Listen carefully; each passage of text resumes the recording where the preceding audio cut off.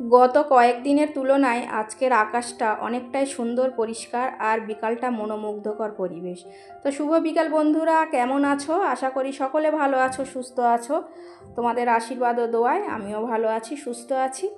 Y নুরি blogs চ্যানেলে তোমাদের সকলকে স্বাগত জানিয়ে আবারও একটা ভিডিও নিয়ে চলে আসলাম। আর আজকের ভিডিওটা একদম বিকাল থেকেই শুরু করে দিয়েছি। আর বিকালে উঠেছিলাম ছাদে, তো মনে করলাম ভিডিওটা তখন থেকেই শুরু করা যাক। তো ছাদে উঠে দেখলাম যে আজকের ওয়েদারটা এত সুন্দর, আকাশটা একদম সাদা হয়ে খুব সুন্দর, আর একটা সুন্দর হাওয়া হচ্ছে। এত ভালো লাগছিল বিকালবেলায় ছাদে। আর আমি সারাদিন কাজের পরে যেমন একটু ছাদে উঠি মনটাকে ফ্রেশ করার জন্য, মনটাকে ভালো রাখার জন্য, কিন্তু ওই যে বৃষ্টির জন্য হয়ে ওঠে না। তারপরেও আমি ছাদে যাই ঠিকই, 2-5 মিনিটের জন্য গিয়ে, যখন বৃষ্টি থেমে যাই যাই। আমার এটা ডেলি রুটিন, আমি ছাদে উঠি, আমার খুব ভালো লাগে ছাদে উঠতে, কারণ কোথাও যাওয়ার জায়গা নেই। এই ছাদটা আর ব্যালকনিটাই হচ্ছে আমার ঘরের সবথেকে আমার প্রিয় জায়গা। তো ওই প্রত্যেক দিনের মতন আজকেও গেছিলাম ছাদে। তো আজকে তো সারাদিনের ওয়েদারটা অনেকটাই সুন্দর ছিল, একটুও বৃষ্টি হয়নি, আর খুব সুন্দর হয়েছিল।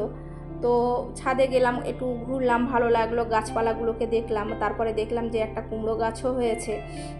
জানি না কিভাবে হয়েছে ওগুলো, হয়তো ছাদে গাছপালা অনেকের ভিডিওতে দেখেছি যারা বাগান করে আর কি।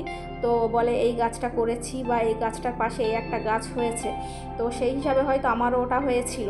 তো আমি আবার ওখানে দুটো, এই পাশে যে বাঁশঝাড় আছে ওখান থেকে আমার ছাদে যে কঞ্চিগুলো এসে পড়ে, আমি কেটে আবার ওখানে দুটো কঞ্চি দিয়ে দিলাম, যে দেখি শাকটা যদি বড় হয় গাছটা, সেই হিসাবে। তো তারপরে দিয়ে দেখলাম যে ছাদটা অনেকটাই নোংরা হয়ে গেছিলো এইসব পাতা পড়ে, আর ওই যে পানি বার হওয়া পাইপগুলো না খুব জাম হয়ে যায়।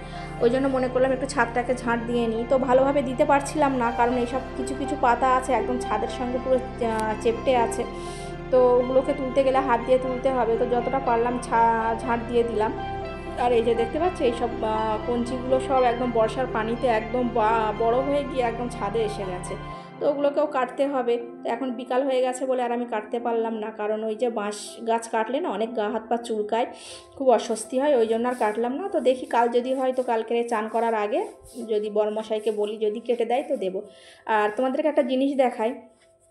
আচ্ছা, এটা কি মানি প্ল্যান্ট? আমাকে একটু বলবে তো। আমি অনেক কারোর ভিডিওতে দেখেছি তাদের ঘরেতে আছে বা ডাইনিং টেবিলের উপরে রেখে দিয়েছে। তো সেইটাই কি এই গাছটা? আমি জানি না, আমার বরমশাই এনে দিল, বললো তুমি তো অনেক গাছপালা ভালোবাসো, তো একজনের বাড়িতে ছিল, তো আমি তোমার জন্য দুটো ডাল নিয়ে এসে দিলাম, এটা তুমি লাগিয়ে রেখো। তো আমি তো বললাম যে মানি প্ল্যান্ট সাধারণত এরকম হয়তো হয় না, কারণ আমি তো দেখেছি সেগুলো ছোট ছোট হয় অনেক, বা লতানো মতন হয়, কিন্তু এটা তো কি মানি প্ল্যান্ট আমি জানি না। তো এটা কি সত্যি মানি প্ল্যান্ট? একটু আমাকে কমেন্টে জানিও। আর একটা পাতা কালো হয়ে গেছে, ওটা কি কেটে ফেলে দেবো? আমি তো জানি না, আজ প্রথম লাগালাম। তো তারপরে গাছপালা লাগিয়ে গাছটাকে লাগিয়ে নিয়ে চলে আসলাম নিচেই। ওই যে ছাদে অনেক কাপড় চোপড় ছিল, আজকে কেচে দিয়েছি, কারণ যখন রৌদ্র হয় তো ঘরে যত কাপড় চোপড় থাকে সব ঝেঁটিয়ে আমি কেচে দিই। তো আজকেরও কেচেছিলাম, অনেক কাপড়ই দেখতে পাচ্ছ। রোজই কাচি, তো রৌদ্র হলে একটু বেশি কাচা হয়, তখন কাচার ধুমটা একটু বেশি পড়ে যায়। তো অনেকটাই কাপড় চোপড় কেচে দিয়েছিলাম।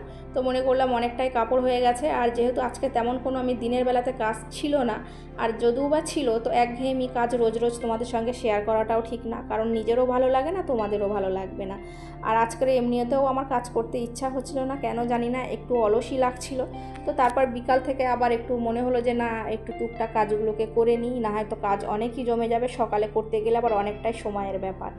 তো কাপড় চোপড়গুলোকে আমি যেমন গুছিয়ে ভাঁজ করে নিচ্ছি, বেড কভার ছিল, ছেলের স্কুল ড্রেস ছিল, আরও কিছু জামা কাপড় ছিল, তো সবগুলোকেই গুছিয়ে ভাঁজ করে আবার জায়গার জিনিস জায়গায় রেখে দিলাম। আর আমার ছেলেটা দেখো এত অগোছালো, ওর প্যান্ট নিচের থাক থেকে নিয়ে উপরের থাকে রেখে দিয়েছে।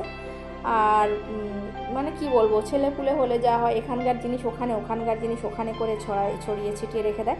আচ্ছা বন্ধুরা, ভিডিও শুরুতেও একটা কথা বলতে ভুলে গেছিলাম। আজকে রাখি পূর্ণিমা, সবাইকে রাখি পূর্ণিমার অনেক অনেক শুভেচ্ছা জানাই যারা আমার ভিডিও দেখো, তাদের সবাইকে। আর ভিডিওর শুরুতেই বলে দিই, যদি এই পর্যন্ত কেউ আমার ভিডিও দেখে থাকো, আর যদি তোমাদের ভালো লাগে, আর যদি তোমরা তোমাদের যোগ্য মনে করো, তাহলে অবশ্যই আমার চ্যানেলটিকে সাবস্ক্রাইব করে পাশে থেকে যেতে পারো। আর যদি অল্প একটুও ভালো লাগে তো তাও সাবস্ক্রাইব করে দিও। আর লাইক, একটা করে লাইক অন্তত তোমরা সবাই দিয়ে দিও। তোমাদের লাইক, একটা লাইক আমার কাছে অনেক। সবার ভিডিওতে একটা করে লাইক দিয়ে দেওয়া অবশ্যই দরকার। তো প্লিজ তোমরাও একটা করে লাইক দিয়ে দিও, যদি ভালো লাগে তো অবশ্যই লাইক দিয়ে দিও। তো তো দেখো তারপরে কিছু আমার ঘরে যেগুলো ইনডোর প্ল্যান্ট ছিল, তো অনেক দিনই হয়ে গেছে গাছগুলোতে পানি দেওয়া হয় না, বা পাতাগুলোকেও ঠিক মতন পানি দিয়ে একটু ভিজিয়ে দিলে না ধোয়া মতনও হয়ে যায়, পাতাগুলোকে সুন্দর হয়ে যায়। তো দেওয়া হয় না অনেক দিনই, তো সেগুলোকে দিয়ে দিলাম। আগের দিনে যদিও টবগুলোকে মুছে দিয়েছিলাম, তো আজকের একটু পানিও দিয়ে দিলাম হালকা করে, কারণ সব জিনিসের সবার যেমন পানির প্রয়োজন আমাদেরও হয়, ওদেরও হালকা লাগে, যদিও বেশি লাগে না, তো অল্প একটু লাগে, তো সেটাই আমি দিলাম। আর তারপরে কাজ কাম মিটিয়ে নিয়ে এই যে মেয়ের জন্য দুটো লেবু কাটতে আসলাম, কারণ ওর পাপা ওর জন্য লেবুটা এনে দেয়, বলে মেয়েটা অনেকটা একটু রোগা টোগা আছে, একটু লেবু রস টস খেলে গায়ে শক্তি হবে, সেই হিসাবেই এনে দেয়। তো ওকে ডেলি দেওয়া হয়। তো আজকের একটু দেরি হয়ে গেছে, কারণ আমি এই যে ভিডিও করছিলাম, ওই জন্য আর দিতে পারিনি, মনেও ছিল না। তারপরে হঠাৎ করে মনে হলো, তাই চলে আসলাম লেবুটাকে কাটতে। তো ও খাবে আর 2-1 পিস আমিও খাবো, আমারও একটু খাওয়ার প্রয়োজন আছে, কারণ আমারও একটু কিছু শরীর খারাপ তো সবসময় লেগেই থাকে, আর হলেই একদম মাথা ফাথা ঘোরে এই রকম। তো একটু লেবুর রস খাওয়া দরকার আছে, এগুলোতে অনেক উপকার আছে, তো সেই হিসাবেই তো ওই জন্য একটু লেবুও কেটে নিচ্ছি। আর লেবুগুলো না এত ভালো খেতে, কি বলবো, এত রস ছিল। আগের বারের লেবুগুলো এনেছিল অতটা মিষ্টিও না বা রসও ছিল না, কিন্তু এবারের লেবুগুলো অনেকটাই মিষ্টি আর অনেকটাই রস, একদম অনেক রস।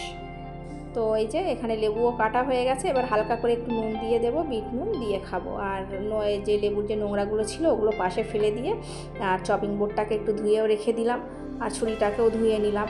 আর এই যে তারপর ঘরে এসে মেয়েকে দিলাম খেতে, ও খাচ্ছে, ওর সঙ্গে আমিও 1-2 পিস আর কি খাবো, বেশিটাই খাবে। তো দেখো ওর মুখ দেখা যাচ্ছে না বলেও ক্যামেরার সামনে আসছে।